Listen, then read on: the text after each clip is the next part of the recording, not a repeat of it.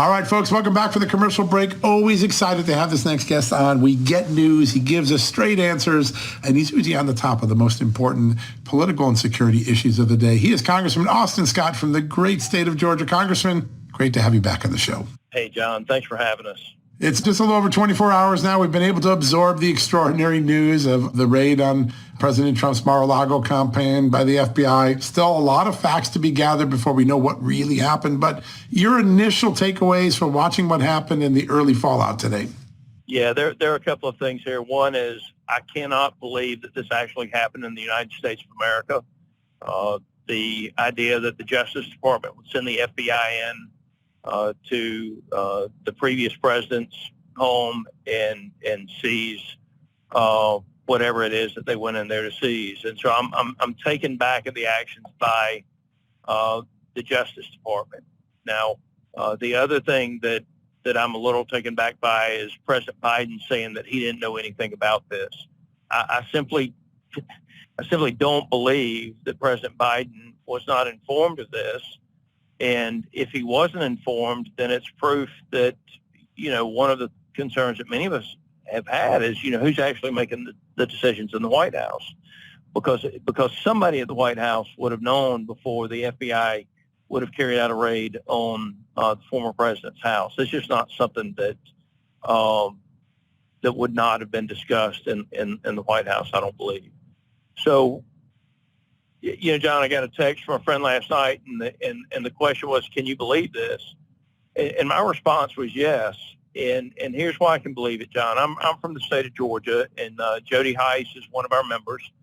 The Fulton County District Attorney is trying to bring him before a grand jury, and will ultimately, I think, bring him before a grand jury because of what he did in Congress. And whether you agree with what Jody did or didn't do, the fact of the matter is, as a member of Congress, he had the right to bring, a resolution that would have not allowed the Georgia ballots to be counted. And so I'm baffled that there is not more discussion in the news about these attacks on our democracy and the threat that it is to our democracy. And instead, what you got is CNN and MSNBC and these others that are showing pictures of a piece of paper in a commode. That, John, all that proves is that there's a piece of paper in a commode. It doesn't prove that it's President Trump's signature. It doesn't prove that it's his note. It doesn't prove that it's a classified document. It doesn't prove anything other than there's a sheet of paper in a commode. And so, I'm a little taken back that as serious as these issues are for our democracy and the future of this country, that the left-wing press is just giddy about it and showing pictures of documents in a toilet. Yeah, basically supposition journalism, which we saw all throughout the Russia collusion case. So I guess maybe we're getting desensitized to it, but it's wrong. And there's so much rush to judgment. Today, there are members of Congress, Jay Powell, others, who are actually stating that President Trump should be arrested immediately. They don't state the crime. They just want the opposition leader to be put in prison. It seems like we've lost our senses of what made this country different from all the others. Do you think there's a moment where both sides will have a moment of introspection and say, you know what, we've gone a little too far. Let's get some oxygen and try to figure out what the heck's gone wrong here? Or do you think we're past that point? Well, payback never works, John. I mean, if any of us can go back and look at our lives and see where we delivered payback, and the fact of the matter is it never works. But if the DOJ has been politicized, as it certainly appears that it has been, then there have to be consequences for those that politicized the FBI. And look what they did with the whole Russia hoax thing. Nobody in this country that pays attention to current events can possibly believe that Vladimir Putin actually wanted Donald Trump to be the president of the United States. I mean, Trump was the one that was holding Putin at bay, and as soon as President Trump was gone, look what Vladimir Putin did. And so I'm worried about my democracy. I'm worried about my country. And when you see the punitive actions from the left, and you see no consequences when they take those actions, and then you turn around and you look at just all of the open source information on Hunter Biden, and he gets a free pass for it because the DOJ would say, oh, well, if we investigated Hunter Biden, that would be seen as being political. And then you turn around and they take the exact opposite stance with President Trump and his family. So I was surprised when I saw the news, and then the more I thought about it and what they're doing to Jody Heiss in Georgia, nothing surprises me at this stage, John. With the left taking whatever action it takes, the ends justify the means for them, and that's a dangerous spot for us to be in our democracy.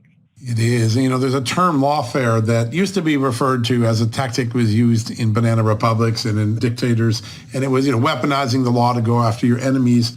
It's never been used in American history until recently. A couple of years ago, a left-leaning pundit created a site called Lawfare, and it's sort of encouraged and dialed in on these cases where there looks to be a political element to them. The weaponization of the law, whether it's a perception or a reality, it seems to tear at the fabric that keeps this country together. Do the people of this country, do they have a say in this? Are they able to put this genie back in the bottle in some way? Yeah, in November. I mean, it's the only backstop to this is for the Republicans to control the House and hopefully the Senate. But if one party is allowed to control the House, the Senate, and the presidency and conduct themselves the way this current Democratic Party is, then there's no accountability at all for them. And so, what's got to happen in November is people have got to go out and vote and create a backstop to this madness. And if the Republicans control the Judiciary Committee, that gives us the ability to actually have a full investigation of the facts, where I expect the Democrats will be allowed to have their staff and their members, as has always happened up to and until this past cycle, where Pelosi decided to do commissions and other things where she picked the Republicans to be on the committees. And that's just not a square deal for the American citizens. And you would only do that if you wanted to cover up the truth. Yeah, and Americans are so perceptive. I think one of the funny things that elitists do in Washington, they think the American voter is stupid. They are not. They know that the adversarial system is key to an honest hearing, and they know that this is a kangaroo court, and that's why they didn't tune in. And yet the Democrats keep doubling down on it. It's fascinating to watch the disconnect and see how it plays out. Obviously, the solution is to vote and get the right situation. How do you think everyday voters, those people you meet out on the street in Georgia, how do you think they're reacting to this news? I think there is a very serious distrust with the government as a whole. And, John, I candidly think it's the fact that the press is not objective anymore. So if you turn on CNN, they're going to tell you one thing, and if you turn on Fox News, they're going to tell you something else. And MSNBC seems more like a Saturday Night Live skit to me than a news channel. But Americans want the truth, and so Americans know when they go to the grocery store, they're paying more for the groceries, and they don't see any relief in sight. They know when they go to the gas pump, they're still paying significantly more than they were 12 months ago, even though the relief is nice that we've seen over the last couple of months. But inflation has not gone away, John. And if you keep putting ridiculous mandates on energy inside the United States, where the technology is not there to accomplish what they say they can do, then you're going to continue to see increases in the cost of energy, and that leads to increases in the cost of everything we do, whether it be heating and cooling our homes, or the food we buy at the grocery store, or the costs on our school systems where our kids go to school. Yeah, really, truly remarkable. You talk about the distrust that a big government has engendered, and it's gotten a lot bigger on Joe Biden's watch. Now he wants to put 87,000 more agents into the IRS. That's going to take money out of the wall. Anyone who gets audited, they're going to lose money because they're going to have to pay for lawyers and accountants to go through this at a time when people are struggling to just make ends meet with inflation. Your thoughts on what this bill that passed the Senate this past weekend will do to everyday Americans? Well, we're now going to have more IRS agents than we have Border Patrol agents, and that's a little baffling to me that they see that as the priority instead of protecting the country from what's coming across the border. And let me assure you, John, I mean, they're not going to audit people who aren't at work. I mean, they're going to, the people that are out there every day working hard and paying their bills and doing the best they can, they're going to be the ones that get audited. And,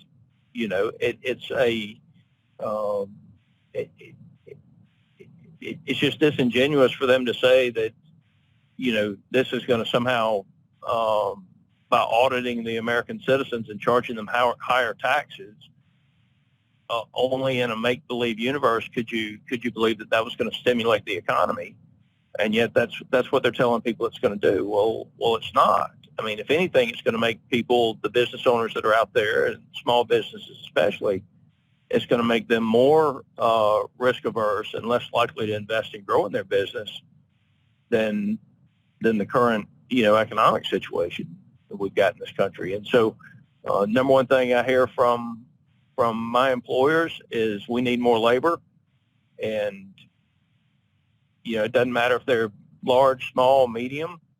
Where are they going to get the 80,000 agents for the IRS from? I mean, they're going to be pulling them from the pool of employees that our current employees are still trying to hire. So I'm not happy about it. I don't like the way it was done, and there was an agreement that if the Republicans in the Senate would agree to pass the CHIPS Act, then there would be no reconciliation package adopted. And within an hour, John, of the CHIPS bill passing, a 750-page reconciliation bill was posted online. So that simply means that, Chuck Schumer and the Democrats had been lying to Senator McConnell and the Republicans all along. Yeah, that's exactly right. That's what I think we woke up to, the reality that the wool had been pulled over some people's eyes. As you step back now, we got a lot of other issues, right? We're worried about the domestic issues, the strife, but overseas, the Russia-Ukraine war drags into its fourth or fifth month now. More aid has been sent by President Biden, both to help the government sustain itself in Ukraine and then military aid as well. Your thoughts on the current posture of the United States supporting Ukraine in this conflict? So there are two separate issues there. One is the weapon systems, and I very much believe that we need to be in a coordinated effort with NATO getting the Ukrainians the weapon systems that they need to defend themselves from the Russians. I do not believe the Russians would have stopped the Ukraine. I believe, but for the fight the Ukrainians have put up, the Russians would be working through Moldova and working through Georgia at this stage. They basically already have Belarus. I mean, Belarus will surrender to them, and so I do think that the money in the weapon systems, the money for the weapon systems, I should say, is important. And I would go back, John, and remind people that if we had done this under Barack Obama when they tried to take the Crimean Peninsula, if we had actually given the Ukrainians lethal aid, we would have probably never gotten to the position that we're in right now. So it goes back several years in the decision not to give the Ukrainians the assistance they needed under Obama. But I'm generally supportive of us giving them the weapon systems to fight the Russians, because the Russians are simply not going to stop until someone stops them. And so Ukrainians have done a great job with it, a significantly better job than anybody in the world expected. And nobody thought the Ukrainians could hold out against the Russian army for more than 30 days that I know. And look where we are now. So we did have some issues on the grain and the rice moving out. I guess you saw where Lebanon actually rejected the first shipment because of it not being timely. John, my thing with the estimates in my discussion with people that World Food Program and others, is that Ukraine has historically moves about 4,000 metric tons a month. I'm sorry, 4 million metric tons a month, 40 million to 50 million a year. Right now they're moving about 1.5. The ships that get out of the Black Sea, John, if you own that ship, you're going to do everything you can to get it out of the Black Sea because you've got a dead asset, but you're probably not going to send that ship back in. And that's where I'm worried about kind of some of the estimates and assumptions that ships are going to be able to transit in and out of that Black Sea. I just don't see that happening. I don't see how you're going to be able to insure those vessels, and I don't see owners of those vessels being willing to allow them to transit back in once they get them out. So still worried about that. Yeah. Next year, if these problems persist like you've been concerned about, and you were one of the first members in Congress to really alert the public to what lies ahead in this food crisis. Food instability creates security instability. Do you have some sense of what the intelligence community is thinking? What are the concerns about what could happen globally if food becomes more scarce? Well, I think the concern is, if you look at a country like Sri Lanka and the political instability they've had there, where they've, pushed the leadership out. Even when you bring in new leadership, that doesn't necessarily deliver food to the people. And so, my concern is that you have more disruptions like that. If you think back several years, we had the Arab Spring. That Arab Spring ended up being confined to Egypt. Imagine if you had that throughout a whole region of Africa. And so that's kind of worst possible scenario is that you have a Sri Lanka or an Egypt in the Arab Spring, but it's not confined to one country at the time, that it is spread throughout 10, 12, 15, 20 countries in Africa and Asia. So I do think, I think that both the State Department and the Defense Department are keeping a very close eye on where they see the potential for political instability. There are, in some cases, there are very limited things that the U.S. can do to provide that stability.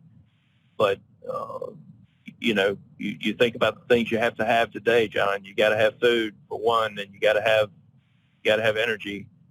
And those are the two things that humans just, can't go without. Yeah, there's no doubt. And they drive so much of the conflict in the world when they become scarce. So it's a fascinating time. There's a few months left before the election. When you look at your own party, the arguments they're making, the case that they're bringing to close the election, how good do you feel about the policy solutions that Republicans are offering in unison to the American public? I feel good about them, John. People know. I'm looking at gas prices right now, $3.29 for unleaded, and looks like $4.33 for diesel.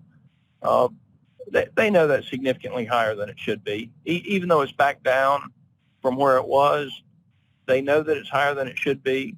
They're smart enough to know that Biden is not putting the leases out for the Gulf and the future supply that we're going to need of oil and gas. They know that dipping into our strategic reserves and sending those strategic reserves to other countries, and in some cases they're not even our friends or our allies. They know that that just defies logic, and so I think Americans want that stopped. Democrats want to make the race about social issues, and I just think that when we go to the polls this year, this November, I think Americans are going to be voting. It's going to be about gas. It's going to be about groceries, and it's going to be a backstop to the radical Biden administration. And so I think Republicans are going to do well. I think we're going to come out on top, and I think we come back with a pretty good margin, and then we have to govern. Yeah, that's the key thing, is knowing, not only saying what you're going to do, but doing what you said you were going to do. And that will be the litmus test that Americans will be judging the Republicans on next year if everything falls into place. Last question for you. As you look out over the next 24 to 30 days, there's a lot of people watching China, Taiwan, Russia, Ukraine. Right. Some people worried about Iran. What is the thing that you're watching on the world stage that we should be most attuned to right now? Well, China has certainly, increased their tempo and been significantly more aggressive since Speaker Pelosi went to Taiwan. I mean, as I said on your podcast a couple of weeks ago, I mean, China doesn't have the right to tell the Speaker of the United States House of Representatives where she can and cannot go. That doesn't mean that going over there was necessarily the best of timing with everything that's happening in the world right now.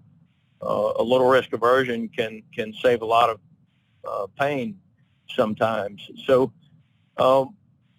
they've been much more aggressive with what they've done, John, than I would have expected them to be. So that is the one thing that could kick off that has the potential to be extremely, extremely bad. The other thing that is a concern is, as Europe transitions into the winter months, where does their energy come from? How do they have the gas to heat their homes and run their factories? That's the two big risk profiles that I see in the world right now. And I think that the latter, and how Europe is going to handle their energy situation, is significantly more likely than to be a problem than China moving against Taiwan. I still, there are islands that are on the Chinese side of that strait that the Chinese could take any time they wanted to, and they're effectively indefensible because of their proximity to China.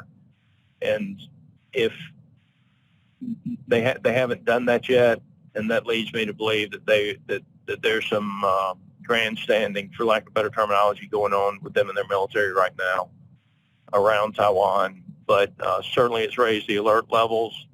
I still don't think they move on Taiwan in short order. If they do, then corporate America is going to have to make a decision. Are you with us or are you with China? And right now, I think there are a lot of corporations in this country that are with China more than they are with the United States. Yeah, there's no doubt about it. They're a moment of choice if this escalates, and that'd be an interesting one to see down.